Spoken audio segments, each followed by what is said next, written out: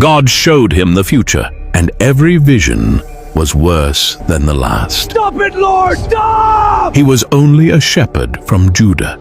The land was filled with corruption, greed, and false worship.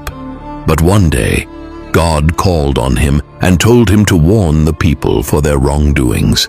But before he knew it, he was suddenly facing an entire nation. The sun had not yet risen over Tekoa. A shepherd stood among his flock, counting them one by one in the gray morning light, his staff resting against his shoulder. Suddenly, a voice broke the silence around him, a voice that did not come from any man standing near. It was the voice of God. "Go," the voice said. "Go to Israel." The shepherd froze. He was no one important. He was not a prophet's son. He was not trained in any school of prophets. He had no robe of office, no scroll of authority, nothing but his staff and his flock. But the voice did not ask twice. It commanded. And the shepherd, whose name was Amos, knew he had no choice but to obey. But to understand why this moment mattered so much, we must go back to the land Amos was about to leave and the land he was about to enter. Amos lived in the kingdom of Judah, in a small town called Tekoa. He spent his days tending sheep on the hills and caring for sycamore fig trees in the valleys. He was a simple man, living a simple life.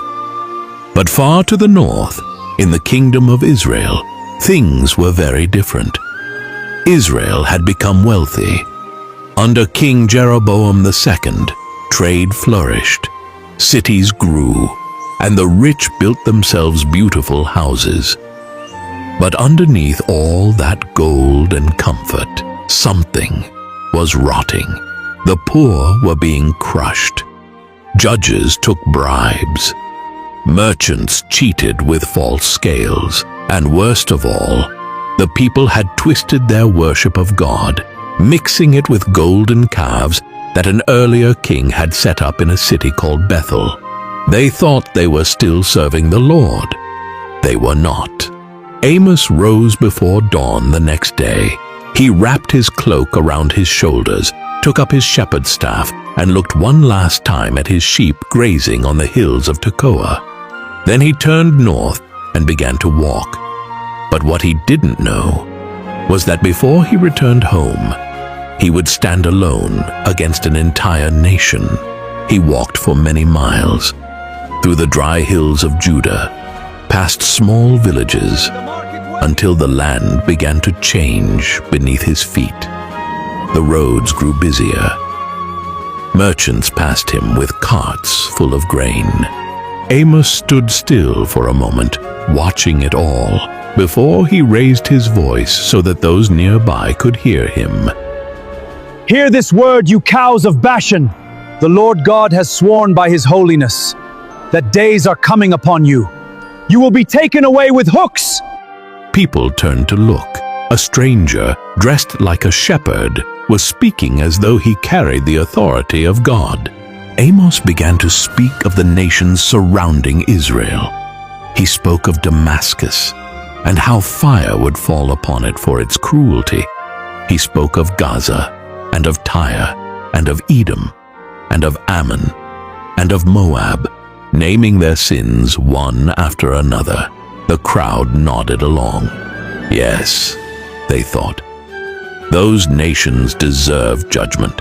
Then Amos turned and spoke of Judah, Amos's own homeland, declaring that it too would be judged for rejecting God's law. The crowd murmured but still agreed. Judah was not their concern. Then Amos turned to face the people of Bethel directly. For 3 sins of Israel, he said, even 4, I will not turn back my wrath. The crowd fell silent. You sell the innocent for silver, Amos said, and the poor for a pair of sandals. You trample the needy into the dust.